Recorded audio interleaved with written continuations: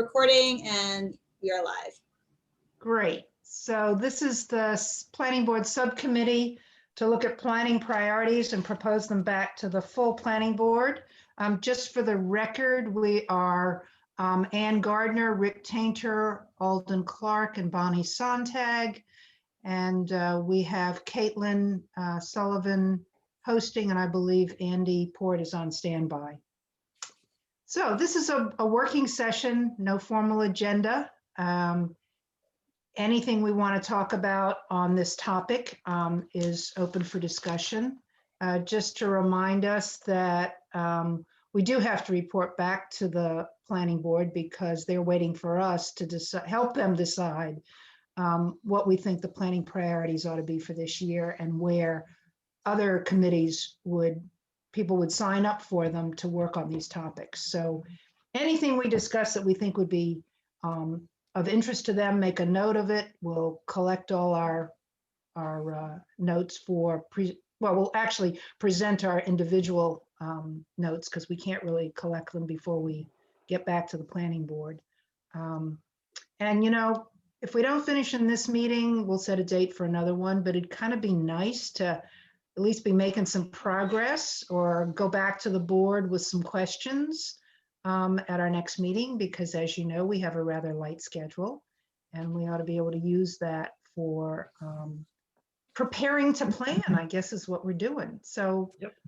Let's start with whatever anyone wants to start with. Well, I can just start by saying that this really was a learning process for me.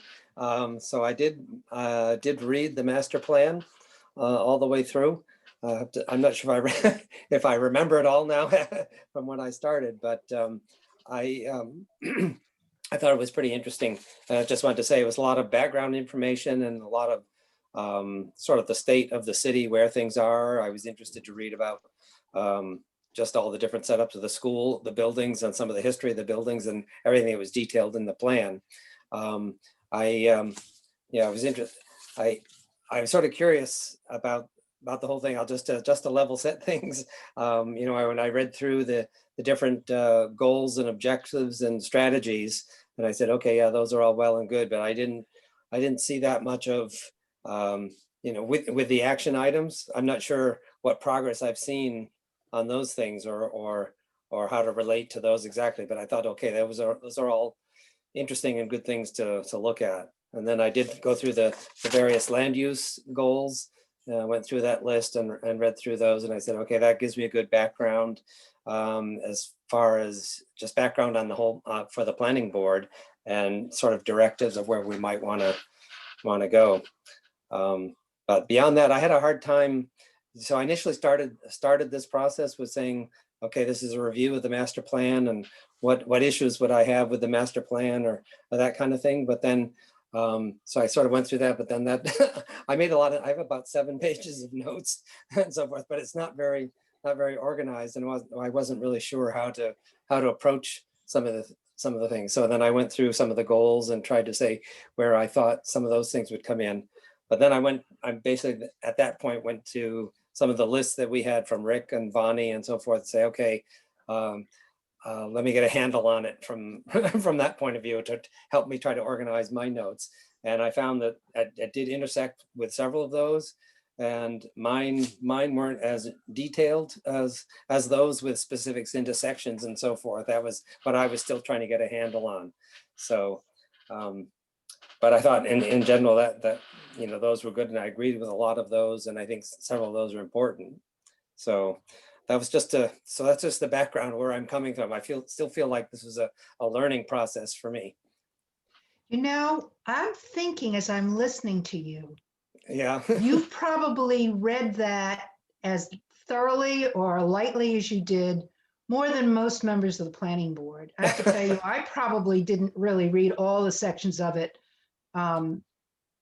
when it was being reviewed, because land use was our focus.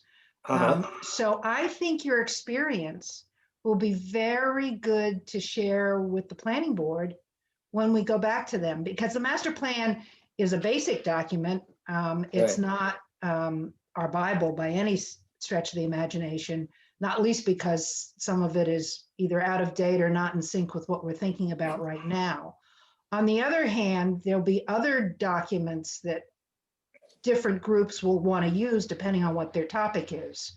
But your experience, hang on to your little presentation you just made, because I think that would be useful for everybody to hear. So Okay. thanks. Yeah. All right. We'll see. Yeah, I was Yeah. gonna say I finished the last few pages of it this morning, so it was over the last week. So Yeah, it's not something you can just sit down and read all the way through. I understand. Yeah. right. Okay, great. I think some clarity would be helpful. I think where we started with the planning board was a listing of priorities for 2021. And I think, Bonnie, you did a summary of those, and that was right on target. I got a little confused. We then talked about tying these into the master plan, which is a different complexity, because is our goal focusing on what we think the planning board should be doing, or reviewing an update on the master plan? And then to Rick's point, well, there are probably some things in the master plan that don't even make sense anymore. So I think we've got at least two things going on here, and I think it'd be very helpful to try to keep it simple and start with what is our purpose, and is it to look at the goals we set forward, and maybe we should stick with that first rather than trying to tie in the master plan. Yeah, I probably didn't say it clearly enough. I was seeing the master plan as a way to give us some guidance, because everybody agreed that there were goals in there and there were high, medium, and low priority actions. So we shouldn't ignore it. But I'm with you. I think we should start with what we think is important and use whatever information is available. And the master plan is a significant piece of information, but it's not the only one. And I think that would keep it clear. So when you look at it on paper, it looks like, oh my gosh, at least I'm absolutely tied to the master plan. This is, and it could easily be interpreted as, oh, the planning board wants to update the master plan. Absolutely not. Either one of those. Yeah. Keep it loose, but use it as a guide, because there were priorities in there that we might agree with. And there could be others in there that we don't, and we think something else is higher priority. But maybe reading through it, at least the land use piece of it and the relevant other sections that fall off of that, could help us, make sure we're on track with what 9 of us anyway, with the backing of the staff, feel our planning priorities for this year. Yeah. I also wondered if somebody could clarify, in the back of the master plan is, an annual update checklist. Does anyone ever go back every year? And No, not yet. Okay. That's the plan. I mean, Andy's been talking about doing it for this year, and I expect the staff would do that, but that we would just, I don't know where we would fit into that process, but that's not what we're about right now. Okay. Yeah, I had that same question. Yeah. Yeah, I can clarify that Bonnie's right. We didn't do it the first year or two out of the gates. So we're doing it this next couple of weeks into February. We're going to be providing an update on where things stand for the actions recommended in the last plan. But then obviously you and the council will have to decide, and other agencies will have to decide where to go as far as implementing steps that maybe we haven't made as much progress in. Well, I think that would be helpful, and maybe we'll wait for that, because there are many responsible parties involved, in each of the areas, including all the land use areas. And probably staff is the only one who really knows what's happening with all those other things. So again, maybe we should just start with what our planning goals were from the board. But Okay, that'd be so- great to get that update. Yeah, so, and you're not saying put everything off until then. You're saying we should move ahead on the priority list of our own. And let the master Absolutely. plan discussion go on in parallel. And if it intersects, great. And if not, we just trundle along. Yeah, there's Oh. also a lot that I think only Andy knows, like he has ideas of, the focus on the Plum Island zoning, which we don't. So I think to get a staff update first, and if that's coming in a couple of weeks, that'll be great. In the meantime, we can start on our things. And Good. then, That's what I Yeah. wanted to know. You're not going to wait because no, we've got a no, lot of energy and, January is 1 month already and out of the year. So we should take advantage of the time we have. Great. Okay. Rick? So I guess the way I started was as you know, a couple of weeks ago, I came up with my list, and then after I came up with my list, I went back to the master plan to validate it or not validate it. And most of the things in it, with the exception of the resiliency stuff, I was able to find in the master plan. One of the things that I noted as I went through it again in the last few days was that there are the individual goals and priorities for each chapter of the master plan. And then at the end is the implementation matrix, which doesn't really, in many cases, or in some cases, doesn't line up with the individual chapters. The example I came up with was the waterfront, where the land use chapter said, we're not going to change anything in terms of water dependent uses in the central waterfront area. And the implementation plan says, let's look at doing mixed use redevelopment of Waterfront West. And so I think that as we go through, or as we update the progress to date on the master plan, another thing we might want to say is, do these goals, I think you started to say that, Bonnie, do these goals still make sense? Are we, if we have something that we see as a priority and it isn't supported by the master plan, maybe that may call for rethinking that aspect of the master plan. But I agree that we should be looking at the things that we feel are priorities to take care of, and not get too hung up on the master plan, but the master plan provides useful backup. Okay. Who wants to start on a priority or suggest one that it doesn't have to be the first one that would be at the top of the list, but one that you want to just talk about as an example of how we're going to work together, see how much detail we want to get into or not. Well, I think, what, and looking at the summary you developed, Bonnie, Waterfront West, for example, was the first thing. And under that was creation of a 3D model. And I really don't think we can go anywhere until we have that model. And I think a lot of people agree. And so we've said that. And then what are the action steps to getting the model? And then maybe we move on to some other things. And when the model comes, that's going to open up so much more discussion. And Right. kind of supporting that, the idea of not moving too fast on that, I think the idea was back in October of 2019 that we were going to have a joint working group with members of the planning board and members of the city council to work on this. And we probably don't want to be, on the one hand, I'd be very happy. I think it'd be very efficient to move forward as a small group, but on the other hand, it really is, to a certain extent, their thing. They proposed the original rezoning, so it does make sense for us to work cooperatively with the city council or as a working group of some sort. So I think that maybe this relates to what their timeline is, when they want to start thinking about this.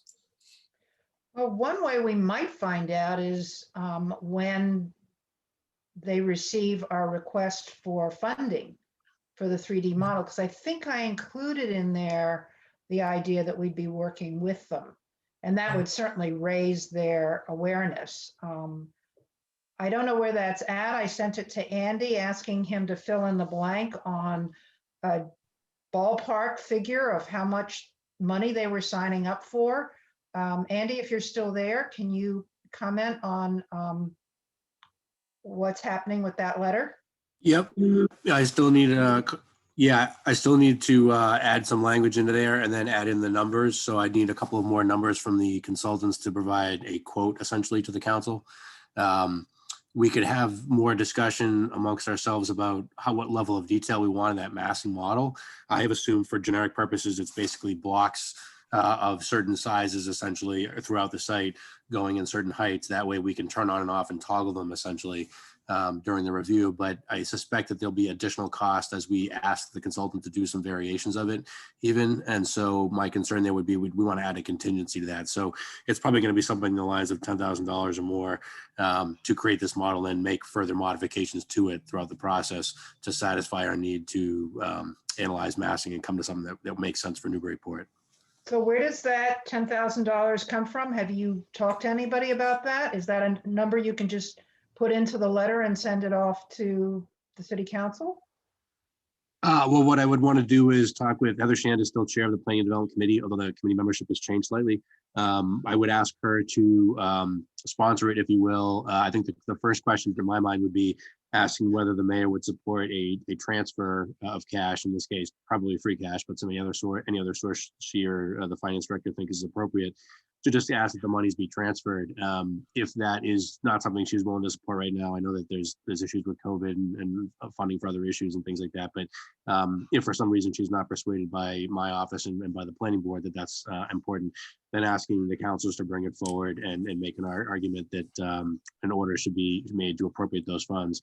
In either case, ultimately speaking, it would be the council appropriating those funds and then allowing us to basically hire a consultant to do that model for us. And then So I guess that's different from what you said earlier. You said that we should go, because I drafted that letter assuming it was going to the city council, asking them for funding. So oh, no, that's still supposed to correct. say something to the mayor for, or are you just talking about the source of the funds? Either they're already available in this mayor's fund, or they'd have to appropriate them themselves? Yeah, no, your letter was written correctly in the first place. Ultimately speaking, it still needs to go to the council. There isn't a set of funds right now that we can pull that from. So you're right, that letter does go to the city council. It would just be supplementing either a transfer request directly from the mayor's office, from us, the Office of Planning and Development, or it would be one of the councilors initiating an order to call for those funds. Either way, it would be effectively the council was being asked to transfer these funds. It's just a question of whether or not the mayor is mobilizing it from her office as well, and that's a question for her, depending on other finances and things like that. I would hope that she'd agree with both this office and the planning board in support, and one or two councilors thinking it's important to work on. Despite the pandemic, just maybe a drop in the bucket compared to the city's overall budget. But if there's hesitation there, then I would ask councilors to consider bringing that forward. Okay, so let's back up to what we need to do. I've sent you a draft of this letter to the city council. If you can put in it $10,000 and send it to Heather on my behalf, it would Okay. start the ball rolling. And if you can CC me on that, then I'll know it's in progress. And we can put this on hold and monitor it between you and Heather to make sure that we're on top of where it is going forward. Okay, and I'll also confirm for you whether or not the mayor's agreed to, participate, if you will, in mobilizing that transfer. If not, then we'll just work with Heather. Fine, but that letter can go forward right now, right? Yep. Okay. So is that 10,000 a real number, or is it have you talked to anybody about it? No, I want to talk to some of the vendors that you had suggested. There's another vendor I had spoken to about this number, and it's one of the ones that way back had done a model for us of the parking garage. You may recall there was also one done by Union Studios. That was a subset of the project cost. That it's a long story, but part of the monies that were spent by Mass Development that was working with the NRA and the city at the time. And so with those two numbers combined, I was estimating about $10,000. But I do want to talk to the two vendors I think that you had recommended or said you had some prior experience working with as well. So that means you're not ready to put it forward. I'm just trying to get a straight answer. No, in either case, it does make sense to put something in the packet and get it going. That's for all intents and purposes, it's a placeholder, because what the council does is they ultimately appropriate the number that comes out of their committee. So even if we were to supplement that number or modify that number in the coming weeks for some reason, they could still take out a revised number when they actually vote to approve it. What we're trying to do now is just mobilize it by getting into the bureaucracy of the committee, going to the council, having it go to committee, having them schedule a meeting, discussing why it's important now, maybe explaining to folks why it's important to pursue this despite, the pandemic and other things, that there's still a priority for the city to get ahead of. Make the case that those monies should be appropriated. And then at that point, the council's subcommittee would recommend to the full council appropriating X dollars. So we have weeks, ahead of us before we're going to see any kind of vote to appropriate funds, just procedurally, which means that if we decide to refine that by having further discussion about how involved the model is or adding a contingency, to that, for further, tweaks after we've had them make the model, we have time to do that, I guess is my point. And so I would say, let's get it in there and then tweak the number if need be. But let's get the ball rolling on asking for the funds and getting something in the docket. Good. Thanks for the clarification. Great. And just a question on that. Again, from my background in general, I gather there's been several proposals for Waterfront West from things I've seen in the past and so forth. So I'm just wondering, is there a specific enough proposal that we'd be modeling now so that it would show things appropriately enough based on the proposal? Yeah, that's a great question. I think if I understand your question correctly, the last way I understood us talking about this was there were two different scenarios that we had talked about, looking back at the old Waterfront strategic plan and using essentially the layout of that plan and modeling that as blocks, across the land, essentially, how the footprint of buildings might be in that scenario. And then having them go up, maybe they go up 5 stories and we can knock off floors, kind of come into agreement across the site, what makes sense for massing wise. I'd also suggest at the time that we also do, even though we may have reason to reject it and not want to do it, the NED, most recent NED plan layout for that site, and do the same thing on that. So we have basically 2 models in the software that we could toggle on and off the heights of in different locations across the buildings or site. But what I'm expecting is for us to want some other iteration of that, some different version, a third version or something different entirely. And that's why I want to have a contingency in the budget, because we don't know exactly yet what the planning board will recommend or what the city council will ultimately adopt, as a change to the Waterfront West zoning, meaning where buildings can go, what heights they can be, how far setback they have to be from the water's edge, and if they taper back. And so without knowing that, what we're trying to get is essentially a model that we can play with without having to pay an exorbitant amount of money to a consultant every time we change it, to have something where we can toggle on and off massing. That was the idea. And so I think what we're thinking was, my understanding was following the strategic waterfront plan, and then also having the option to turn on off the heights for the NED model. And then, like I said, trying to have a contingency in there, because I imagine there'll be some other iteration of a layout of the site that folks want to experiment with. But we would then have those scenarios to play with. If we want to do something, totally different, we might have to go back again to the consultant or get more monies. But the idea was to have something that is representative of what the city has either put together before, which is the waterfront strategic plan layout, and or the most recent one that has been looked at for consideration, in this case, NED's model. But we'd have at least something to go on. We might find some other version that makes sense for us, but at least we'd start from those, maybe. So right, I was wondering if it was specific enough, because so many of the action items and so forth relate to the massing of the buildings and the amount of open space and so forth. So if things aren't specific enough to that, I wasn't sure what we'd get from the model. But if it's adaptable. Yeah, that's exactly right. And that's why it had to be sort of like a toggle on and off thing, because there's no way for us to, we'd have to have the consultant in all of our meetings to continually change it as we discuss, and the pros and cons of things. And there's, lots of different opinions in the room about what heights were appropriate. Right. Just as an interesting side note, as I went through the master master plan goals and so forth, and looking at Waterfront West, I came up with 24 of the action items on the goals 1 through 3 and objectives that could apply to Waterfront West. So there was a lot of those really pointed at that.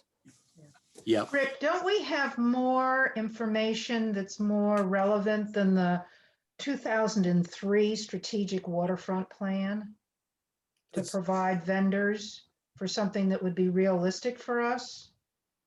Well, I think that strategic plan is the last official city plan, the physical plan of that site. And then we jump ahead to New England Development's proposals. So Right. it's somewhere, it's a big range because that's a much lower density.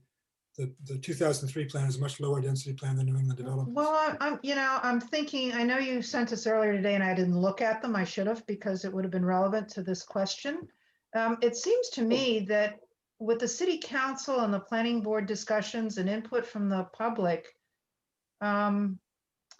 we actually have some more current, I don't want to say realistic ideas and resiliency issues. I mean, that plan wouldn't deal with resiliency at all. So if you went with those sort of height requirements, 35 feet to the midpoint between the ridge and the eave, you have to deal with 13 feet above floodplain, or I'm just throwing numbers out, but they're sort of in that category. And you have the parking on the bottom level because there's nothing underground. You got a floor and a half. Right. So I'm concerned, and we probably could put this to, as a topic for a group to talk about once we have the time, to make sure that the information that's given to the modeling consultant is most relevant. I think I was misunderstanding what your question was. So my response was, what do we have in terms of a physical drawing of the site? But you're right, we came up with, especially if you look at that matrix that I included today, from, again, October of 2019. Yeah. We do have an idea of massing and setbacks and all that kind of stuff. I'm not sure anybody has agreed to all of those ideas. They're just kind of thrown out there. But I think that the process would be, we would have, you'd basically tell the consultant, whoever it is, that we're going to have, up to 5 scenarios, say, built into this model. And then the consultant doesn't decide what the scenarios are. It comes from the joint working group or whoever it is to say, here's a scenario, and it's built on maximizing height on Merrimack Street and having lower buildings on the waterfront, or keeping open space somewhere and having setbacks and so forth. So yeah, so I think that we would want to make, we won't know those right now. We may not know those until after we've hired the consultant, but the scope of services for the consultant would basically say, be prepared to do, the existing conditions and up to 4 scenarios on top of that or something. Okay. Maybe we should take another step backwards. And maybe that is reaching out to the Planning and Development Subcommittee of the City Council. It really is their show in terms of creating the zoning for an overlay district. And we kind of faltered in the past, in the end, trying to work together on this. And then I think they basically took it over as their show. So I don't think we should try to get out ahead of them, or maybe even we might want to consider communicating with them. We as a planning board are looking at priorities for this year. Waterfront West has come up. Might we have a conversation on how to kick that off? I know a lot of people talked about a model, maybe something more collaborative rather than trying to figure it all out and handing it to them. I know Well- someone on that subcommittee wouldn't like that approach. Well, I think Right, I think that was And it's not Heather. yeah, that's the intent of that. I mean, back in late 2019, we were going to have a joint subcommittee with the city council to work on it. And I think that's where that happens. But until the city council if the city council doesn't think this is a priority, then you're right. We shouldn't even be thinking about this. That's right. But I think that I think ultimately the city council is going to have to come back and think about it so that we're not, caught flat-footed the way we were with the last go round. So I think that, as Andy says, this request for funding will go to the Committee on Planning and Zoning, and then we'll appear with them, go to their meeting and talk to them about it. And that may be the way that we figure out whether it's a priority or not. Okay. Yep. And I really like the idea that we keep first and foremost the idea of collaboration with them. Yes. And we need to find a way to set direction, because if you remember their subcommittee meetings and even the public hearings, they were all over the place and they had a lot of different ideas. And, their role in the city is very different from ours. They don't have the kind of open flexibility that we have to seriously discuss, every single possibility, nor do they spend much time as a total council. And that's, who we have to engage, not just the subcommittee on zoning issues. But to your point, Anne, I think starting with them and using the subcommittee, the Planning and Development Committee as our partners goes without saying. And I'm with Rick. I think we're using the request for funding for 3D model as a way to open that door. I expect they're going to walk right through it and say, sure, let's get this going. Thank you. All right. Yeah, that would be great. And if they don't, hey, it's not our responsibility. We'll move on to something else. I'm not going to stay up nights worrying about it. But yes, that's the plan, is to work collaboratively. And let's just keep that. If we somehow forget to get that message across every time we talk about it, remind us, because that's the Okay. idea. It's just really a challenge, as you saw before, to work with them and get well, it'd be ideal if we could just get the Planning and Development Committee moving forward with us. That would be a big step forward. And then they'd be helping us get the rest of the council on board as we move forward. So they've got to be our partners, no question. Yeah, one question connected with the Waterfront West, since a lot of the action items and various things talk about historic structures. I was just curious, are there historic structures in that Waterfront West overlay district? Any ones that are on the register or anything like that? I wasn't sure. I don't think so. No, there are all those little, water dependent uses Right. in little buildings. I think that was a reference more to the surrounding downtown and fitting in with the downtown. And that language may have fallen into looking like, or maybe even stated in a way that you could assume there were historic buildings back down there. But can anyone think of any? Well, I think there's two different, not historic, but the plan also talks about historic waterfront uses. And I think Yes. that's where, that's where it gets vague, where it says in redeveloping the waterfront, we don't intend to remove any, of the historic water dependent uses that exist down there, which is, I think that language is problematic. And I don't think, I have a feeling that maybe the consultant wasn't really as aware of long-term plans for the downtown as all of us are sensitive to, and thinking about the fact that the plan, we've always been thinking about removing some of those waterfront uses in a way, because otherwise you can't put any big mixed use development down there. So, I think there's a difference between a historic building and a historic use, I guess, is my Right. point. Yeah. Right. The main use there is the boat ramp, right? I mean, really. The boat ramp and the boat yard. I mean, this boat storage on the waterfront. That's all historic waterfront uses. Right. Waterfront uses. Yeah. And you know, I was looking through, I finally dug up my strategic waterfront plan this morning. And I was flipping through it, and they have a phrase in there that just jumped right out at me that's so relevant to this, because you guys had brought it up earlier. Boating community, uses relevant to the boating community, which is totally different to a working waterfront, which most people consider fishing.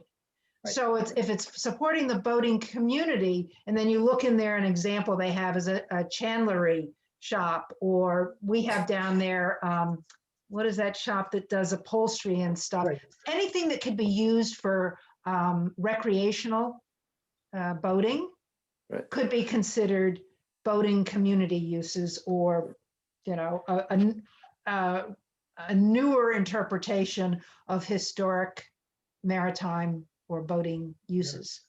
So we have to reinterpret it, but it's unfortunate because that language could have been a whole lot clearer. So I had another question for Andy about the model, which is that the consultants that I had come up with are firms that kind of do photorealistic modeling. So it really looks like the existing buildings look like the existing buildings. And when you were talking earlier in this conversation, Andy, about the types of thing you were envisioning, it sounded more like you were talking about a simpler type of thing, which goes in line with the cost estimate you're thinking about, of really more like blocks and massing rather than detailing. And if that's the case, I wonder whether even Merrimack Valley Planning Commission, Michaela or Gerard might have those SketchUp skills, and they might be able to provide it much more cheaply for us. I'm not saying that I want to go for the cheapest, but if that's the kind of level you're thinking of, we might be able to get it as part of our local planning assistance. Yeah, that's a fair question. I will ask them today whether or not they have that ability to do it in-house, or if they have someone that they could, expedite it more cheaply. They just sometimes are able to help us with things like that. So we haven't done modeling with them before. We've done lots of GIS work with them, but I can ask them whether or not that's something they could assist with in some way, or if they have other suggestions for vendors. If they were able to do it, it would be ideal, because then it could just be part of our MyMap system practically, and just be added to it over time. Yeah. Okay, we'll do. I'll check on that as well. Okay, are we ready to go on to another potential topic? Sure. Yes.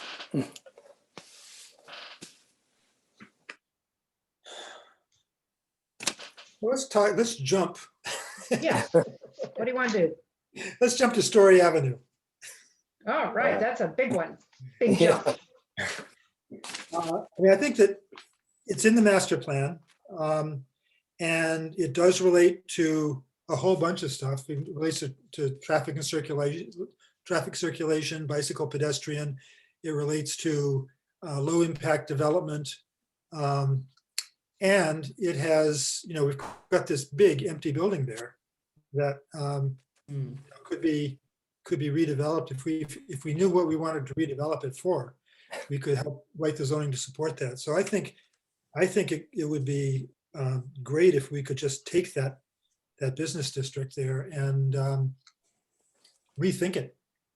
And that is, as I say, it is in the zone, in the master plan. And Andy did mention it at our meeting on the 6th or whenever it was. So I think it'd be something to think about. Can I make a suggestion on that one? Yeah. Thinking again about, just like with Waterfront West, rather than doing the process the way that it was done the last time around, where we ended up having a proposal that went into the council, and then we tried to vet it from there and clean up and deal with that and see if there was something that could be made out of it. Trying to get ahead of that and see if we can make sure there's more consensus over what the ultimate result will be before bringing or seeing legislation before the council. So we're not having it dragged out too long. And I think we saw that again more recently with short-term rental units, where there's a lot of drafts and things like that have been put out there, but we didn't quite get a sense of what people would feel comfortable with first. I'm wondering if it makes sense, and again, along the lines of modeling or consultant services to illustrate what could be done there, I'm wondering if, given the debates I've seen over additional housing in that area, changing it, the character of it to allow housing, essentially, more density, if you will, in that respect. To me, it seems that by having some visuals to say, here's an existing view of that area, and here's an after, what that might look like in the changed zoning that we're talking about. I think it might be beneficial to be able to broadcast for folks who might have hesitation with residential density or changes of the status quo, how much better that area would look and become with those changes. I think it might be helpful to have that as a resource, because it's not something we have as a resource right now, is being able to render what something might look like, at least not professionally. We can, sort of Mickey Mouse something, but we don't have the software tools to render something in context here. So it'd be helpful to really show what that looks like if we change it, because I think that when we talked about a couple of zoning changes in that area, but also the recreational marijuana zoning, there was discussion about whether or not the allowance of more residential there would be problematic. And so I would hope we can get ahead of that by showing folks that the benefits of allowing a change of redevelopment there.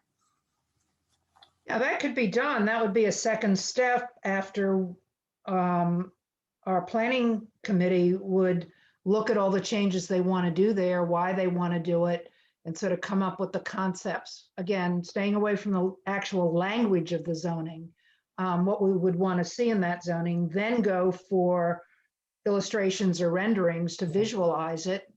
I think that's a good idea if we went that route. What do others think?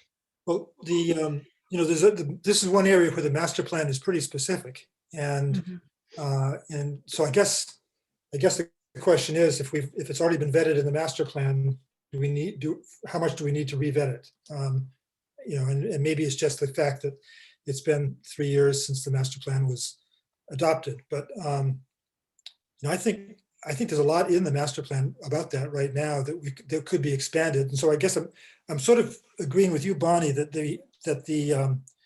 if we expanded that and talked about that and thought about what the long-term, what some goals might be, then we could feed that into a visual. That my experience has not been that great, because we did the strategic land use plan in 2005, I think, and we had very interesting visuals of how the whole Route 1 traffic circle could redevelop, and then we did not use that, and we're basically getting some more typical suburban development there with the parking lots in front, and not the kind of density that we envisioned.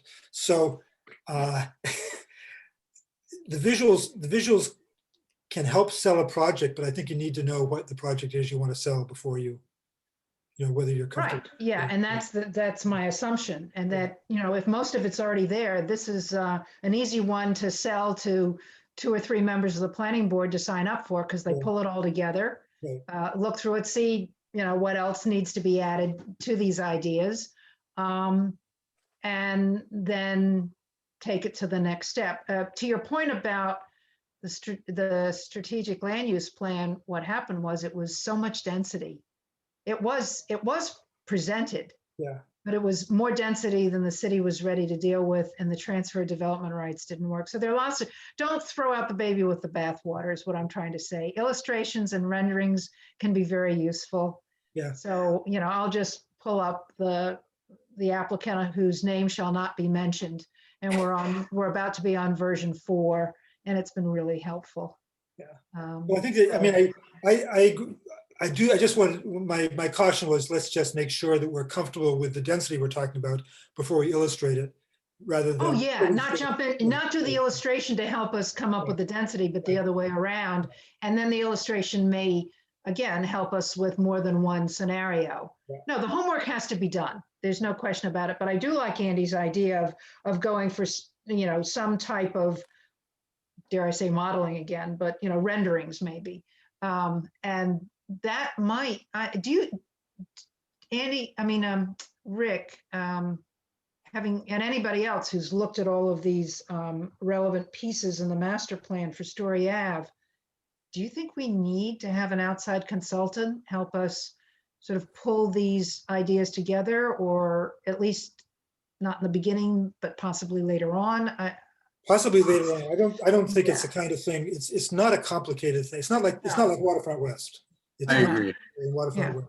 And I Okay. think it's something that certainly we all could do working together. Mhm. And so there may be a point at which we need to bring somebody in and say, can you tell us about the financial feasibility of doing this type of thing here? And so it wouldn't be necessarily, a generalist planner, but it might be somebody who's a housing finance expert type of person. If we were talking about, converting something to housing, if that were the case, or if we wanted to say, we may want to talk to somebody who has more relevant commercial development expertise if we want to talk about, redoing the something within the Market Basket Plaza or something like that. And all of these things are so dependent on current tenants and leases and all that kind of stuff. So that's why Kmart is just such a wonderful opportunity right now. It could be if something could happen there that was good, then it could be a guide for what might happen at the other end of the Market Basket Plaza when when the low rent uses there switch over. Yeah, the thing that jumped out at me when I looked at the Story Ave initially was I saw that it was the B1 zoning there, and I just wondered, was that consistent with the goal, the LU7 goal, which talked about pedestrian and mixed use village kind of thing, whereas the B1 allows housing only as a special permit for multi-unit and larger than 20, and so that was what sort of raised the question to me. But then I say on Bonnie's list, you mentioned, should it be designated a smart growth district or something like that? So those are the questions that came up for me. Yeah, a whole range of things. And I think that there's also kind of a trap that we might get caught into, which is to say, is it a auto-oriented district or is it a pedestrian-oriented district? And maybe what it is it still stays an auto-oriented district because it's the regional grocery store area. Right. But as such, we can make it more comfortable for pedestrians and bicyclists. So we don't throw out one to get the other. So I think, and the point about, is it a smart growth district? Is it some other kind of thing? There's so many mechanisms we could use to get to a certain place that, I think we need to figure out what our desire is for that area. Yeah, I was trying to get a handle on like what mechanisms do we have with that, but yeah. And the interest, there was all sorts of different ways to look at this. I mentioned the bicycle and pedestrian. I was actually in a webinar last week about improving bicycle connections. And, according to standards, Story Avenue should have a separated bike lane because of the volume and speed of traffic there. It's never going to happen. So we need to think about other things that we can do to make that a more comfortable place for bicyclists and pedestrians. Yeah, I mean, if we got something done there, we could stop with this sort of fighting with ourselves again in front of the applicant every time something comes in there. Now we can't even get parking behind the commercial buildings that come in, let alone a master plan for that area that says, we don't want any more of those, let Chipotle be the last one. So we'll see. But that looks like it's a doable thing, and we should keep that as one of the priorities. Okay, next vote for the next topic. I guess generally a big general topic I think about is resilience and sustainability and environmental sensitivity. So I think there's a whole bunch of stuff we could look at there. And that's an area where the master plan didn't have a lot to say, but in the chapters, it did in the implementation matrix. But and that affects the parking regulations, the site plan regulations, the floodplain regulations. So I think that and I think that Newburyport is the kind of community that would support sustainability and resilience. It's a looking forward type of thing. And I know Andy was talking about doing, updating the Plum Island piece of that, but there's a lot of other stuff we could be doing too. So how do you envision that if you were on that committee, what would be your projected outcomes? So I've seen from other communities, basically say, we're going to do a environmental / resiliency review of the zoning ordinance and just go through the whole thing. And so make some changes in the site plan section, site plan standards section, some changes in the floodplain section. I mean, it does go through the entire zoning ordinance. And so it would be a series of, we wouldn't be doing a section of the ordinance. We would be doing a series of changes to different sections of the ordinance.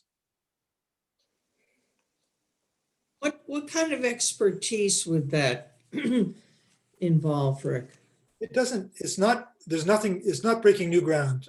There's a lot of communities that have done a lot more than we have in terms of zoning in that area. So I think that it's just a matter of doing research and, some of the stuff I've done myself in other communities, but, and some of the stuff I've worked with myself in other communities.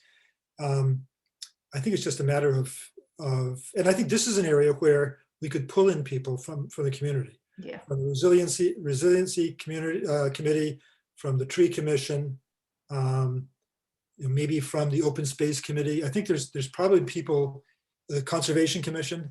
I mean, these are topics that all of those groups are interested in. So, when I was talking at a previous meeting about the idea of having a targeted subcommittee that had a short timeline and a very focused charge or mission. That's the kind of thing I think we could do. I think we could, I think it'd be possible to bring in people for 6 months to work on something and bring it back to the planning board. I think that'd be exciting to get some outside resources.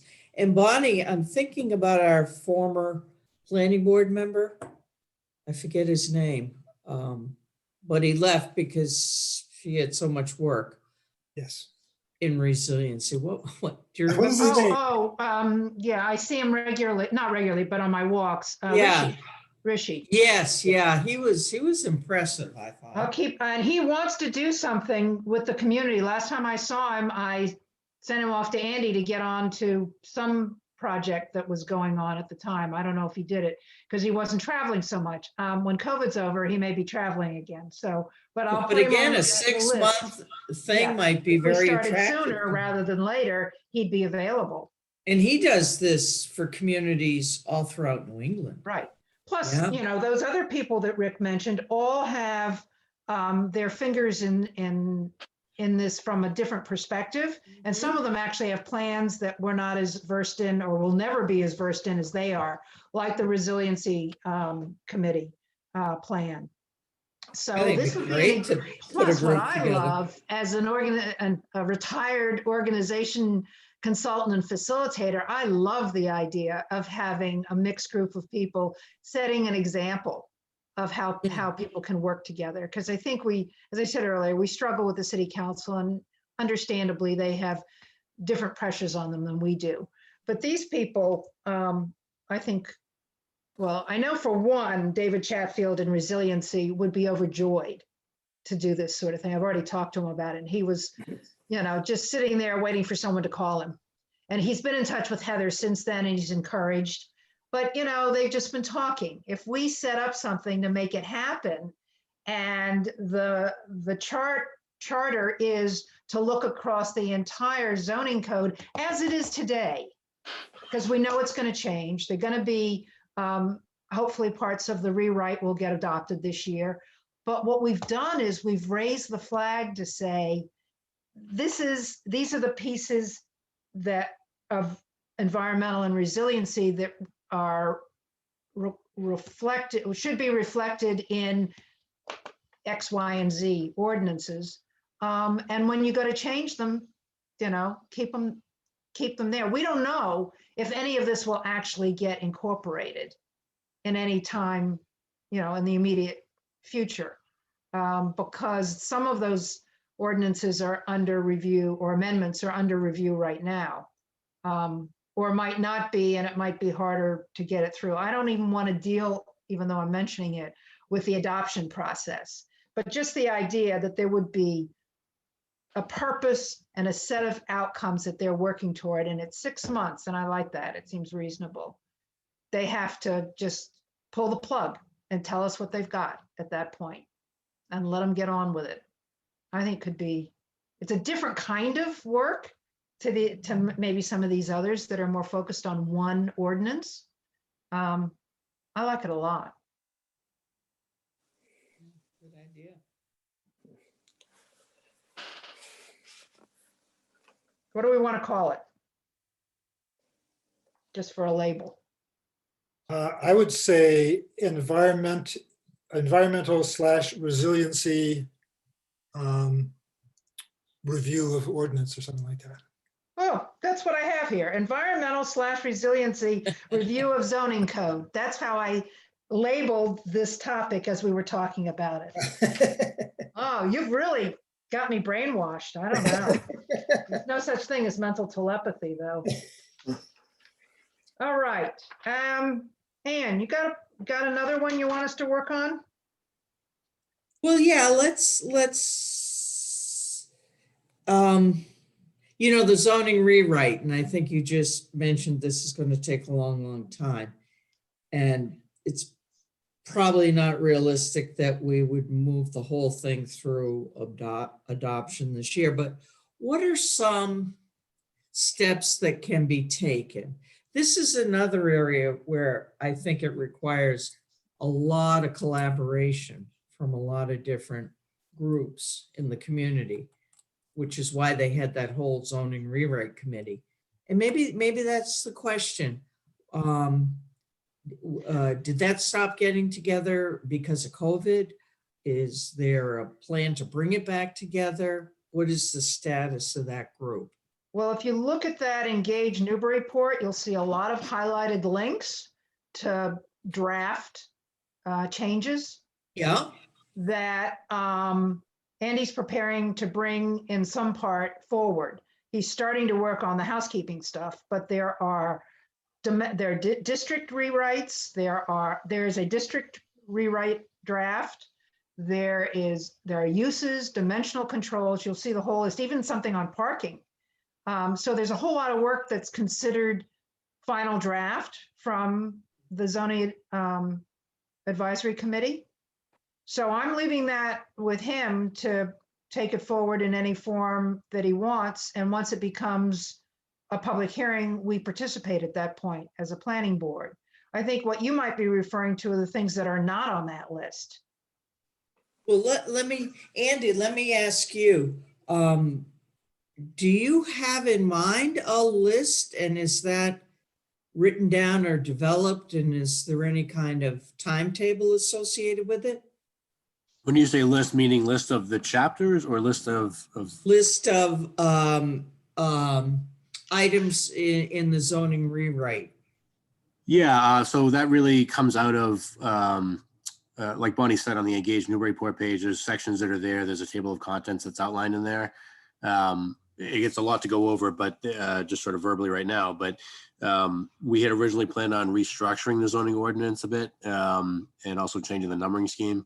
That was sort of put aside as something that is a sort of priority for us to work on in our relationship with the council. So putting that aside, we're trying to take the content of those sections that are already posted there, bring them forward. What I would want to do with the zoning advisory committee is after this housekeeping, we get some housekeeping stuff in there in the next couple weeks, get the council moving on that. You've got the 6C piece zoning amendment to discuss as well.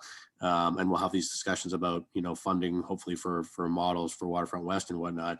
But we will have the zoning advisory committee get back together again and start looking at the more substantive changes that we had talked about in the zoning rewrite or that have come out of that, because it's been a while since we've looked at those. And given that we're not doing the structural change, if you will, of the zoning ordinance, it makes sense to recircle back and make sure everybody's in agreement over how those are being done. The Plum Island district, for instance, is we talked about essentially dispensing with for a moment the idea of it being the underlying district and just keeping it as an overlay. So like if we wanted, a listing and update of activities in that, would you just say, refer to Engage Newburyport? And then we would figure out, what kinds of things were being worked on in the zoning rewrite?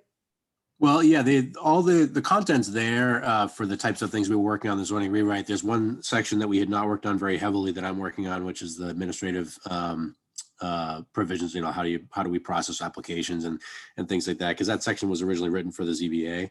So yes, you can look to all those materials that are online. I asked Diane, just as a footnote, we weren't really formally using the Engage Newburyport website anymore, even though it's still been hosted by the vendor. We sort of canceled our service with them, and I asked Diane to migrate all that material back to the city's website. So I believe it's there underneath our planning page now. Oh, okay. That same content.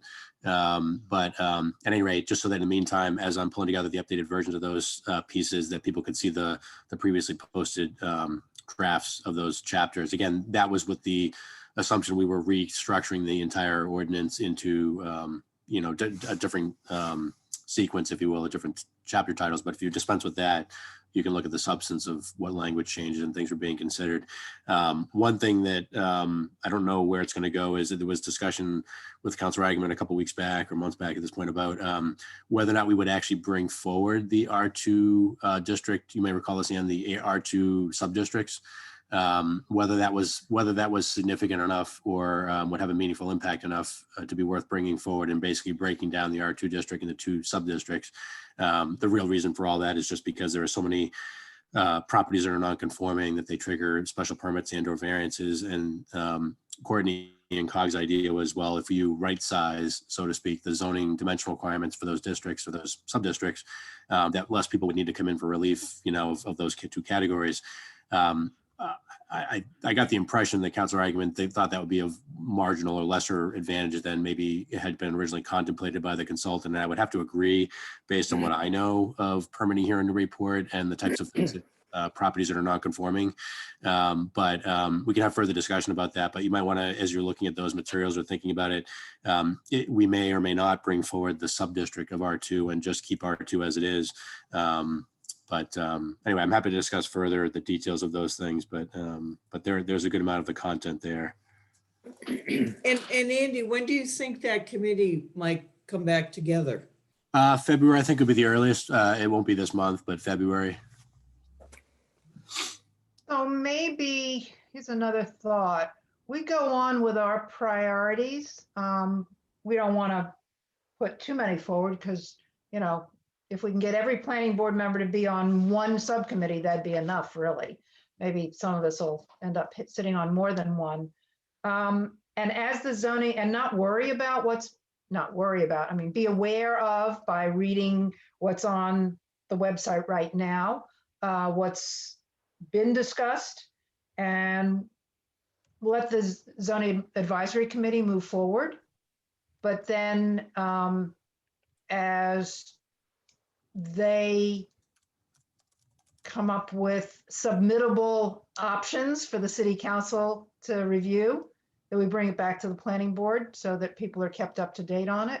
But I'm not sure that there's a role for the planning board in a subcommittee like our other priorities to deal with this, because we'll have to have, I guess, me and one other person already, identified to be back on the ZAC.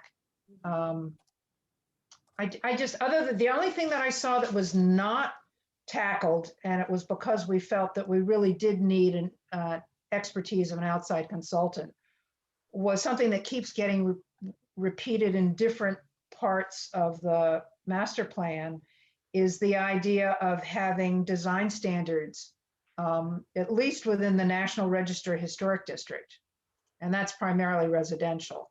I mean, master plan even mentioned commercial properties, but if we could, and that would have to be subdivided by different parts, based on density and historic use. And I don't know if we want to tackle that on our own. That's a big expertise-driven activity. But on the other hand, we need them somewhere along the line because it's come up several times in different contexts. So wondering what you think about design standards as a Rick, project. did you have design standards in Portsmouth, or are you familiar with other communities? I don't even know what that would look like. It's very difficult. So in Portsmouth, we actually hired a consultant, I think from Philadelphia, to do design standards for the historic district. And that was only about, they're online, they're very, very detailed. But what we didn't get to do, they were basically all about how you renovate historic buildings. So it's mostly residential scale. What we didn't do, because it's a totally different task, was to come up with design standards for new commercial buildings to be built in the historic district. And they just never got there. So I think that it's complicated. It's somewhat expensive to do it right. And then what I would see as the challenge would be, where do you put the boundaries? I mean, are we talking about design standards for Turkey Hill Road? Or are we just talking about the core historic district, or are we talking about this huge expansive district that runs all the way to Atkinson Common? I mean, there's so many design styles and types of layout, because you're including ranch houses, and there's just so many things. So you have to come up with a scope of work for that. I mean, it's a valuable thing, but I think that you look at the standards we have for the downtown overlay district and think about trying to expand those out to the variety of residential districts we have. It could be very complicated. So I would say, if it were up to me, I would put design standards for Story Avenue, discrete places that you can come up with a consistent design for.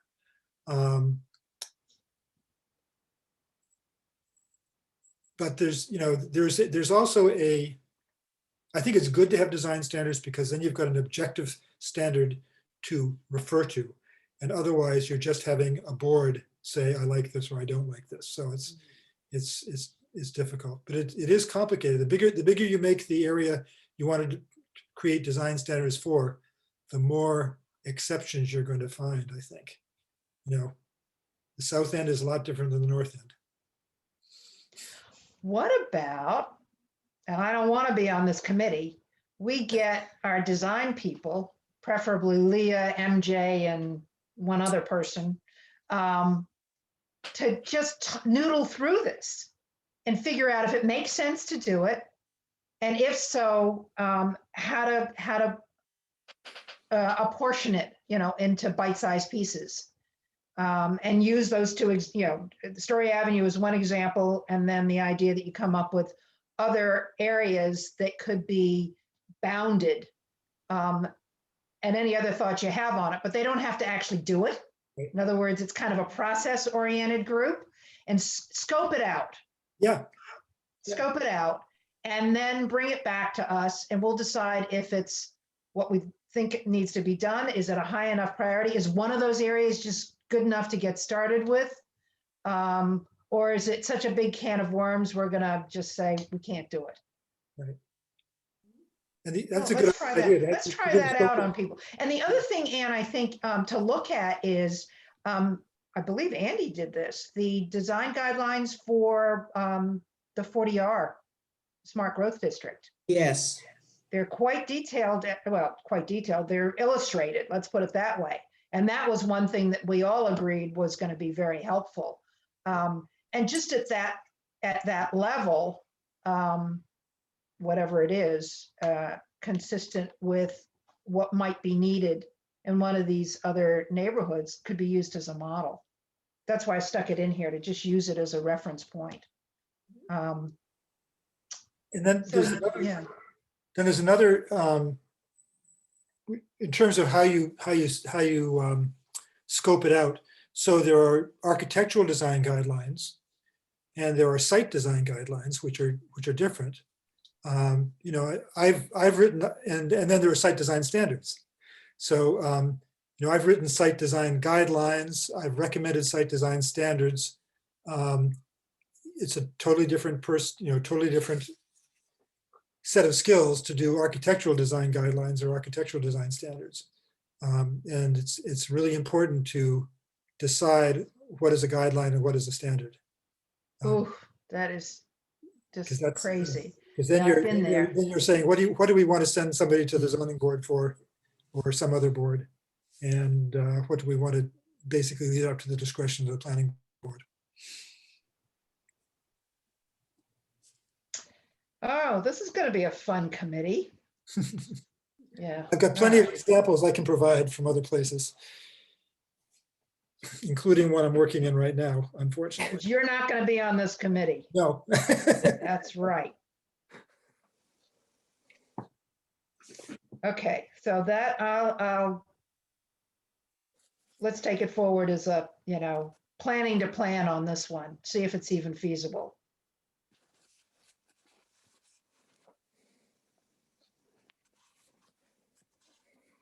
How much, Caitlin and Andy, we don't want to hold you up from other things you might have to do.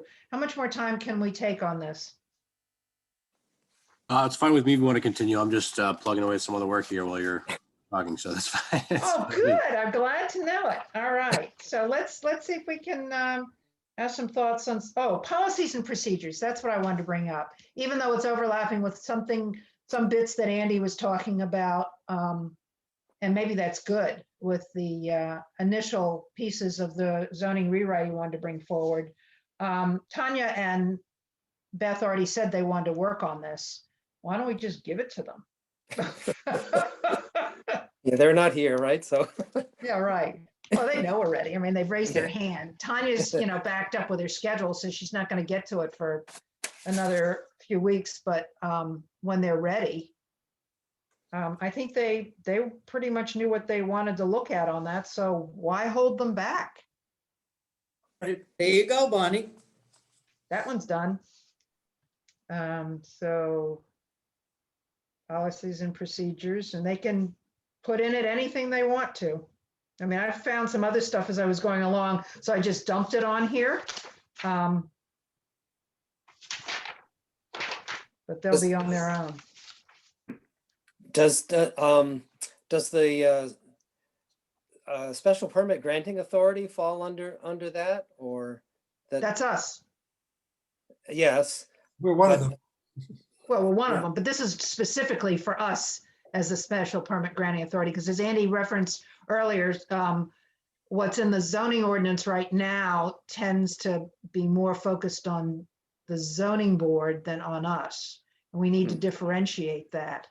But this is not even stuff that's necessarily in the zoning ordinance. It's procedures like I suggested, you know, a central repository for all applications that are then linked to each board or commission's part of the website. It can be, you know, like really little stuff that we trip over, or bigger things like, is there some way we can get rid of completeness review votes for site plan review? And then Yeah. someone like Jennifer has to be involved. Yeah, what is the completeness vote? I saw that in your list and I wasn't sure. Yeah, on site plan review, it's a two-part process. When the application goes to the staff, they review it, make sure everything's in place. If there are waivers, they make sure that the applicant, you know, is justified in asking for them, and then they tell us at the meeting where we review it if everything's ready to go, and then we vote as a completeness, and then the next meeting we actually get into the application. And I don't know where it comes from, maybe. Is it just one that of the them. application is complete? Yeah, and it's just for site plan review. It's not for subdivision also? Well, subdivision, we do it so infrequently, I Yeah. keep I think, I forgetting. mean, it's fairly standard, but if we can, I don't know whether we can get rid of it under state law, but maybe we can. Well, we might be able to put it at the discretion of the staff, one of those things that we delegate to them, because they're effectively doing it and they're just, taking up our time by bringing it to us to have us approve what they've already said is okay or not okay. Yeah. I guess if there's an exception, we might have to think about how to deal with that. One of the benefits of having a completeness vote is that somebody can come to the board and say, I have a reason for not submitting this. This project is too small and therefore I want you to exempt me from this aspect of the regulations, whatever it may be. And so it lets them know whether you're going to do that or not before you schedule the public hearing. And sometimes, I can't remember an example off the top of my head, it turns out that they in fact have to do it. Usually it has to do with traffic more often than not. I guess. And then we have to go against our vote in the completeness round, because when we review it with them, everybody's saying, wait a minute, there's more traffic involved here. This is too complicated. You need to have some sort of a small traffic review, but we need one. Yeah. So I don't know what the point of it is, quite honestly, other than to give them predictability, I suppose. But that's what it's for. yeah. And the thing is, it's time consuming, because unless we just take the word of the staff that it's okay, if there's any question, the applicant then starts presenting the whole thing. And we've had this with some people who go into excruciating detail and others who just tell us what we need to know. So we end up getting a presentation on the application and a pre-application completeness vote. Then we get it when they come in for real, and it goes on from there. So we're trying to cut down on the. Yeah. Well, I would say in terms of our procedures as a board, if the vote is only a completeness vote, you don't let the applicant speak. I mean, it's not a public hearing. It's just a meeting. It's just an administrative process, and there's no reason for an applicant to speak unless you have questions of the person. But we can talk about whether it's necessary or not. I happen to think it's a good thing, but maybe we can get around it some other way. All right. So we'll leave that on the list. Yeah, my question regarding the special permit granting authority, I was just wondering, is there a place where that's authority for the board is defined in a central place, or because I saw it referenced in several of the overlay districts where it talked specifically about special permits for those overlay districts. Yeah, but it's in didn't the find- ordinance. Go back to your zoning ordinance section, whatever. It tells you all about that. Administration, or I don't remember what it's called, but it's in the ordinance early Okay, on. that's what I was looking for. I hadn't found it yet, but I was going through it. Okay. Yeah. And there are some things we can do. A special permit granting authority can adopt rules and regulations for procedures that are outside of the zoning ordinance. So if it's, that's one of the things to determine too, whether something has to be in, obviously the zoning ordinance has to be updated because it doesn't really envision the planning board as a special permit granting authority as much as the zoning board of appeals. But there are also things we can do in the rules and regulations, just as we have subdivision rules and regulations. So that's a possibility as well. So they should distinguish between the two when they start looking at this more closely. Yeah, what's procedural versus what is regulatory, I guess.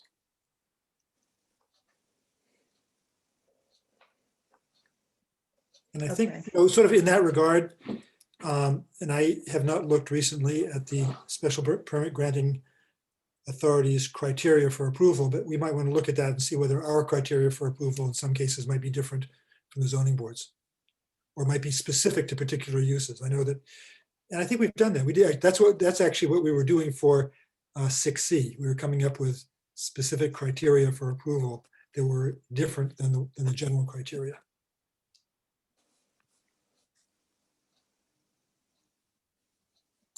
Yeah, if I could just clarify on that one, so the administrative section, like Rick said, was originally drafted only for the ZBA.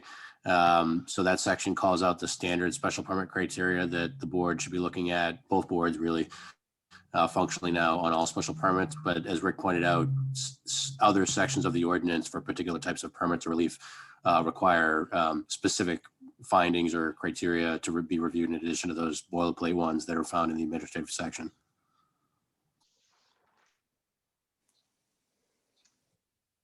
Okay, looking at the list, we haven't talked about site plan review as a specific topic for the planning board. Anybody hot under the collar for that one? I'm hot under the collar for everything, Bonnie. I know, but, you know, we've now got, let me just count ourselves up. We've got, well, we don't have to do anything on water. Let's just do a little check here. We don't have to do anything on Waterfront West yet. Right. So we're gonna leave that one. So we've got Story Ave, environmental resiliency. And this one on design standards and policies and procedures. That's 4. There's parking and site plan review still on this list. So, And then affordable housing. And Yes. affordable housing, which may go across some others. We should at least look at these topics and see if they are standalones or if they can be melded in or across the other activities. so, Andy began by wondering whether he wanted us to talk about the new law. And I think not here, because it's really something that the whole board should know about. But I wonder whether that's something that if Andy can talk to us a little bit about it at our next meeting to explain what the changes are that we're going to be required to make under the new law. Because that does require us to make changes in our zoning. Well, we'll put it on the agenda for the next meeting under. And then in terms of, the site plan review and parking stuff, again, here's an area where it crosses into other interests of mine. And, I looked at the redraft of the parking section that's on the website that used to be on the Engage site, is now under the planning department site. And we still don't have any bike parking standards for private parking lots. And so I'm just thinking that's one thing that I'm really interested in looking at, is how we, again, is being more resilient and up to date in terms of our standards and so forth.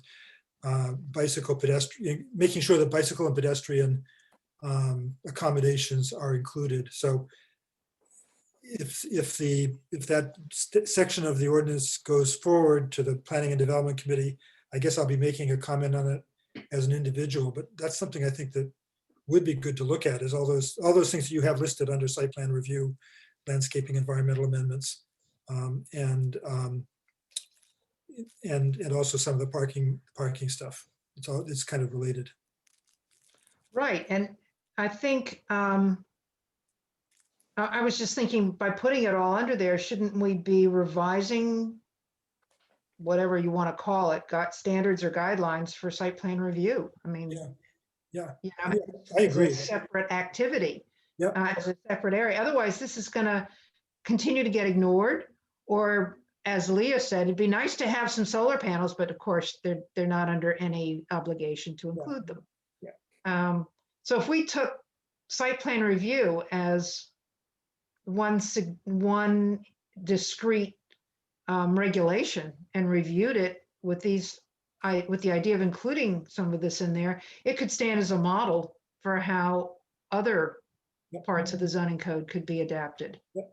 So I don't think, obviously those folks would have to coordinate a little bit with whatever the folks who are working on environmental resiliency issues are, because that would be an example.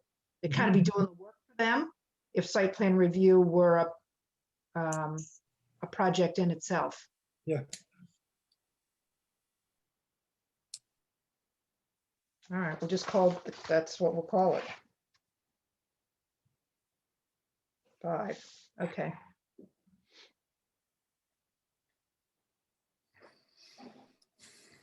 Can anybody think of a way to incorporate the next one on the list, downtown overlay district?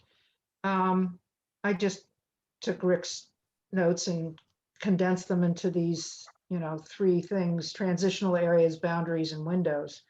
I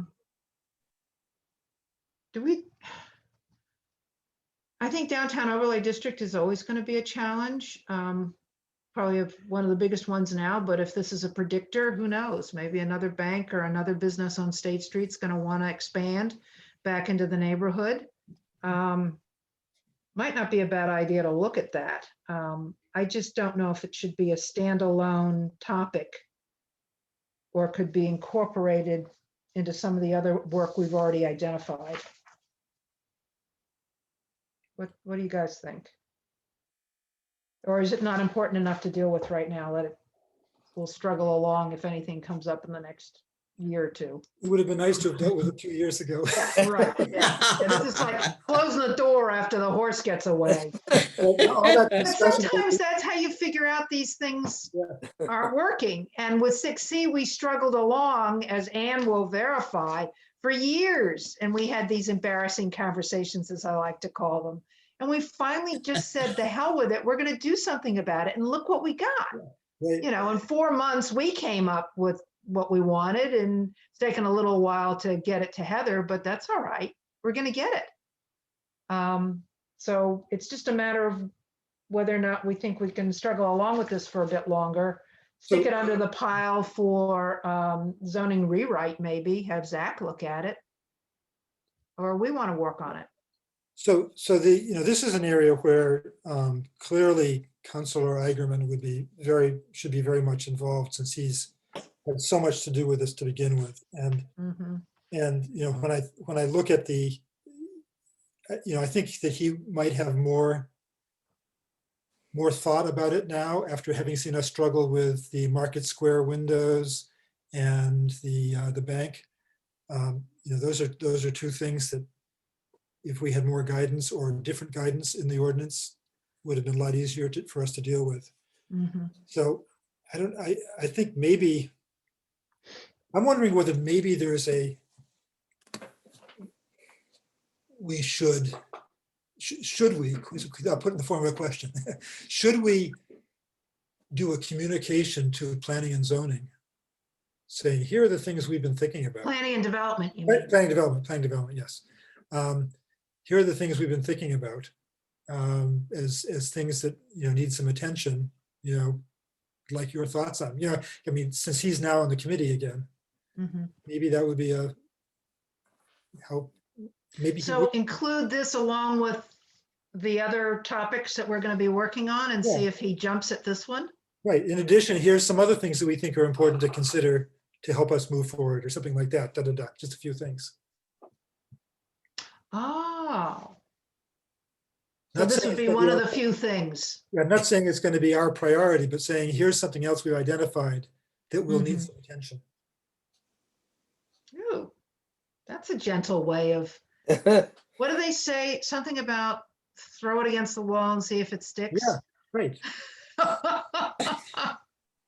Well, that gives us, I like the idea, first of all, to share all of, when we decide as the planning board that we're going to go on, say, 5 committees or 5 topics, and we're going to assign ourselves that work, that we do a, for your information to planning and development.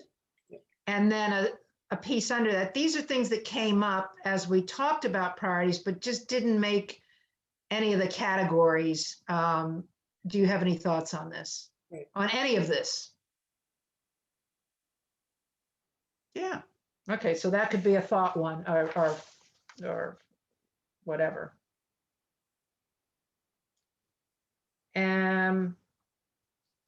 So that's going to be a job to do after planning board agrees to all these wonderful things, all this work we have for everybody to do. So we'll call it a for your information letter.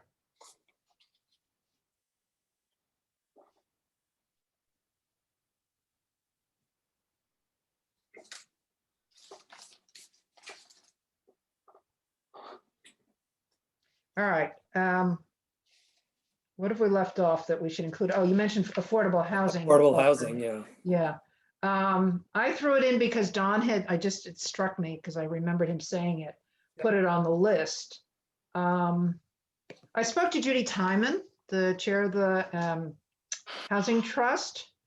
Her idea was to expand 40R Smart Growth District up Parker Street as just an idea of one of the ways we could do that, but I don't see that 40R is going, there's much more development request for that, but it's a way that other communities have dealt with getting more affordable housing. We talked about Story Ave, so that's another possibility. It could be incorporated in, like bonus, density bonus or some other kind of bonus for including affordable housing. Okay, good. That was one of the things I was wondering related to this, was just what our tools were. Yeah, And that's what we and would then I do. was, and then I was thinking, of course, there's the aspect that we did with the 6C rewrite about funding, the potential funding of the trust. Right? Right, but that's the only ordinance where that's the option right now. I mean, that's Right. the only special permit where that's an option. But the other thing that came up during the ZAC discussions was accessory units. If that amendment is written in a way that requires the accessory unit to be rented in certain circumstances, I don't know, it'd have to be thought through at less than market rate. That would be another option. So to a certain extent, if it's an accessory unit that is, say, no more than 700 square feet, that's going to keep down the. Well, that's a good way to do it. So No, that's way Anne too does- small. Anne hates that because then it limits. See, what we're doing is limiting the size so that you can't rent it for more, but then you limit the size and people don't want to live there. So I think that if it's bigger than that, it's not an accessory unit, it's a separate unit. It's an apartment by itself, and I think that's not a bad thing. No, the state guideline for accessory units is 900 square feet. Okay, well, whatever it is, but 900 Yeah. is fine. I'm just saying that I like an upper limit because it distinguishes between an accessory unit and a principal unit. And I don't think there's a problem with having, necessarily having a 2-family house as opposed to a 1-family house with an accessory dwelling unit. But in many cases, I think in most cases in the South End, I'm going to say 75% of the cases in the South End, if you took an existing house and turned part of it into a 900 square foot accessory dwelling unit, the principal unit might be smaller than the accessory because the houses are that small. My house in the North End is 1,600 square feet. If I put a 900 square foot accessory unit in here, the remainder of the house would be 700 square feet. So it kind of makes the idea of an accessory unit silly. I think that an accessory unit should be smaller than the principal unit, however you do it. And if it isn't, then it's a principal unit, and you treat it as under a different set of regulations. And I don't think it's a problem to do that. I don't think it's a problem to have a 2-family. But I think if the idea of an accessory unit is to provide affordable housing, then you don't do it by. Okay, that's not the only, one of the goals under draft accessory units for Newburyport was to provide additional options for elder homeowners. Yeah. So in some cases, they would move into that accessory unit. Yeah. So not to give them affordable housing. Right. Well, it makes their housing more affordable in a sense. In a sense, but I think they're, yeah. The way I've seen it is that the owner of the property can live in either the accessory unit or the principal unit. Right. And that's what helps that. Somebody who, especially somebody who, may not be living here year round or something like that, but it's their house, they own the house. Yeah, I just get concerned when we try to get too restrictive. Like right now, the accessory unit is 700 square feet and you can only have 1 bedroom and 1 bath. That makes absolutely no sense to me. If you could have 900 square feet and a half bath and a full bathroom and 2 bedrooms, why is that your business? But I don't think that's, we could discuss this forever. I don't think that's a problem. I just don't think that's an accessory unit. I think that's an apartment, and that's fine. So this conversation all started in the zoning advisory committee. That's And right. it hasn't come out. It's still in draft. So my proposal would be to leave it there, Yep. and not take it on ourselves. But when it comes forward, it would be something, and I've made notes listening to you guys talk, which I hope I will remember I have when Zach gets around to this, that we bring it to the planning, that we recommend that the planning board provide input to the zoning advisory committee, and that we have a session on it. Because that could be, a full group discussion for, any board meeting. Yeah. And then provide it back in. So save it for that. Back to the affordable housing, I just had a experience with a family member who was interested in the train station affordable units. He grew up in Newburyport, works full-time in the industrial park, does not qualify because you need an income for an affordable studio of $45,000 a year. Mhm. And the rent set for the affordable studios is $1,400. I know, I saw that. That's The really, market rate studios are $1,800. So one of the things I would like to see, and I don't know if we can do it. Remember Lisa Mead's project on Parker Street, and she needed a special permit. So instead of allowing or agreeing to 80% median income for the affordable units, we made her go down to 60.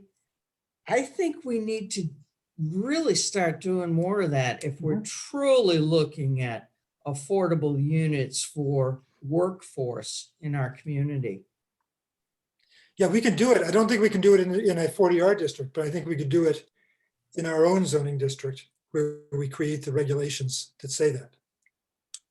Okay, then that's something that perhaps we can pursue under affordable housing. You need to do it through a special permit process. Okay, and that's what we did. That was our leverage Yeah. with the Parker Street So project. if you And Ann, where was that on Parker Street that you're referring to? Well, it's not London Kelly anymore, but right next to the London Kelly property, Oh, okay, all yes. those, they all look the same. They're kind of a little Okay, so right in that section. by the cemetery. Yeah. Yeah. Yeah. So we got some 60% units there. Plus, didn't we get some of the paving to extend the rail trail? Yes, yeah. Yeah, Well, that was a nice project. Yeah, he hasn't done it yet, but he will. Yeah, I was gonna say yet to happen, but yeah. Yeah. So I think so to get this into our zoning, Rick, you're suggesting that we would actually set a standard of 60% median income for Or any whatever. affordable housing. Yeah, I mean, so whatever, you can, there's all different ways to do it, but Yeah. you would have it as part of some type of special permit process. Oh, so you'd create our own special permit process for affordable housing. Or In for, any- or for multifamily housing. It basically it's a variation of the inclusionary housing requirement. Where you, It would fall under the special permit for multi-unit housing. yeah, something like that, right. Okay. And then you would require an inclusionary component to every, and you would be able to, ideally, I think you'd want to have some different options. You might say 20% of the units can be 80% of income, or 10% of the units can be at 50 or 60% of income, something like that. That is, I agree. You shouldn't make it all 60. That might be too much of a burden. so Yeah. you could give the developer the opportunity to figure out what makes the best sense for that particular development. So this is basically an amendment to our inclusionary zoning ordinance, we would amend that. Yeah, I'm not as familiar with that, but I'll take your word for it. I'm pretty sure we have an inclusionary zoning amendment for multi-housing. That's how we got it in there and how we got it in down on Merrimack Street. Because it was 6 or more. It was the first time we used it. Yeah. But back in 1989, Wow. I wrote an inclusionary zoning ordinance for the city of Peabody, which required every development that had more than, I'm going to say more than 20 units, but it must have been less than that, to incorporate affordable units. And it had a lot of those variations in it. But there's a lot of examples out there of things you could do. Yeah, and I think the Affordable Housing Trust would really like to see that, Bonnie.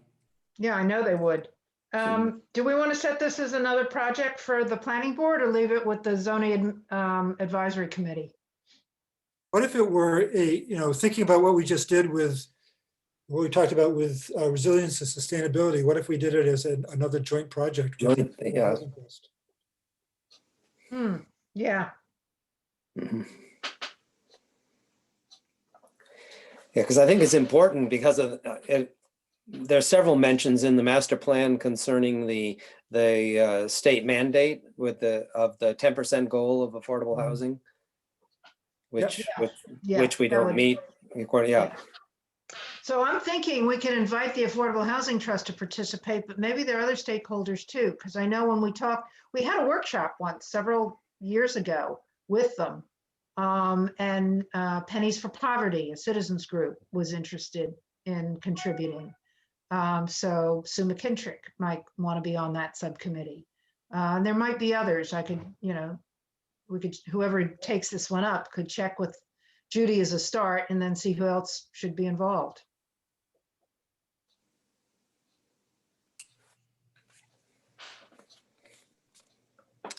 All right, we're up to 6.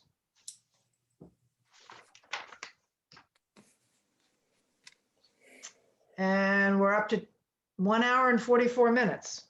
Can we wrap this up in the next 15 minutes? Yes, let's do that. Okay, Yeah. Yes. all right. Anything else you want to? Well, I see you've got Water Protection District on there. I don't know what that, That came from Andy. He was, he had mentioned that at our planning board meeting when we first listed all these. Oh, maybe not. Maybe I got it No, from, that's correct. okay. I was talking about working with the water division, trying to get their input and some better best practices for protection of the water supply within the Water Resource Protection District. But you didn't see the planning board So- taking the lead on that? No, and I don't think it's necessary, nor do I think it would have the best outcome. I think it mainly needs to come from the water division, KP Law, and are looking at best practices in other communities. Certainly if the planning board members want to spend some time, our time obviously being limited number of staff and number of hours in the day, really we're looking for best practices from other communities. But we thought our own water division and their consultant that they keep on contract would be the best entities to provide us some guidance in that, so we can update the standards we have in the overlay. It's officially marked off this list, this draft list. Oh, that's the only one, but it's great. It feels wonderful. Thank you. Delegated upward and outward. And the only thing I don't have any notes on, but I think Rick referred to it, was parking. Maybe not. I think we've talked about that also in connection with the site plan review too. So I Put think those that- two together? they go together, yeah. Okay. I think I see, floodplain, That's sort of part of the resiliency. resiliency, Yeah. yep, and floodplain. Oh, this is getting easier. We got buckets, now we got buckets. And Plum Island, Andy's taken care of that, and we will respond when he asks for our input, and it may not be until the joint public hearing on it, but whatever it is, we'll respond appropriately. I think we're done. Good. So priorities turn out to be Well, it's not exactly priorities. Well, yeah, it is. There are 6 things that we think work needs to be done on. We'll take it to the board. And if nobody signs up for something, I guess it falls off, or we find a way to do it incorporated into the ones that are grabbed hold of. Or assign it to who's not in the room. Yeah, right. Better show up at the next board meeting. So, Andy, open meeting law question again. I want to work around it. I would love people to see this list before the meeting so they can give it some thought. Could we incorporate it into the staff review once I write it up? I mean, it's not going to have much detail in it. And ask people to think about it in advance, because we're going to want to answer any questions about what each one includes, and then get people to sign up. And I don't want to waste another meeting by having them think about it till the next meeting. Yeah, no, I think that's fine. If you want to send it to Caitlin and I, we can include it with the staff report, because what'll happen is that will ultimately be vetted and discussed by the whole board at the next meeting. So I think that's fine. Great. And I've got till Wednesday to do that, right? Yeah, next week's Right, another right. planning board meeting. Yep. Right. So that's great. I'm impressed with us. Wow. Focus the brain. All right. I may have some questions as I start writing this up. You have Rick's number, probably on speed dial. Right. No, I mean, I'm just trying, I just need a little help. I mean, I've got notes on kind of what's going to be incorporated in each one. I guess I should include that, right? So people have an idea of our thinking and, you know, where we think, you know, information's going to come from, or Rick has examples of design standards Why or don't you whatever. just send me a draft and I'll help you fill it in. Well, fill it in or pull it apart, because I'm not sure everybody needs as much information as I might have here for our working notes going forward. We can work on something that makes sense in terms of. Okay, and that's just 2 of us, and then we can send it on to the staff. All right, is that okay with the other 2 of you? I bet it is. Yeah. All right, I'll let my fingers do the walking. One other question, just while everyone's here, on the smart growth overlay district, on the zoning map that's on the city site and so forth. I don't see that designated there. Is that on that map, or? There's an overlay layer. I think maybe Andy can tell you the exact name of it. Yeah, are you looking at my map or the PDF? I'm looking at the PDF, the zoning map, and it's got the, you know, the designated with the brown outline on the key, but I don't see any brown outline on the map. And so is it in the other map? Gotcha. I'll take a peek. It may be hard to visualize, but it should be in there, even if it's faint. Let me check right now while you're looking at it. Okay. But it is like Rick mentioned. I think it's on the My Map. There's a toggles to turn on and off layers. Right. So you should be able to do it there. But let me just. Okay, I can check there as well. I've looked at some of the layers there. Yeah. Yeah. So Alden, you're going to become our what is it, repository? Uh-oh. Information repository. In another few months, we can just go to you and we won't have to look at any of this stuff. We'll just follow your guidance. I see.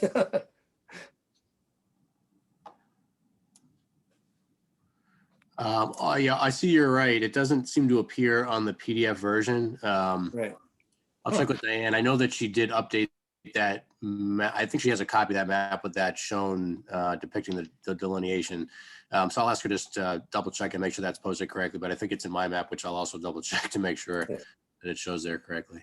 The version of the PDF that I've downloaded actually shows it as with a cross hatching on it. The 40R. The 40R. Oddly, I'm not able to. But I downloaded it some time ago, so if it was updated recently, they might have just forgotten to put it on there. Yeah, we'll check. We'll fix that. Obviously, there's a discrepancy in the one that's currently posted. I guess may have somehow. Yeah, it does show up in on the My Map for sure. Okay, thanks. Yeah, I can look there. too. Alden, I'll send you the copy of the PDF that I have right here, so you can see what I'm seeing. Okay, thanks. Yeah. Hey, everybody, this is it. We don't need any, we didn't open or close a meeting, so we're just in a workshop mode, and we just get to say thank you to everybody, including Caitlin and Andy, and see you next week. See you next week. Yeah. Okay, thanks. Yeah. Bye. Bye. Bye-bye. Bye.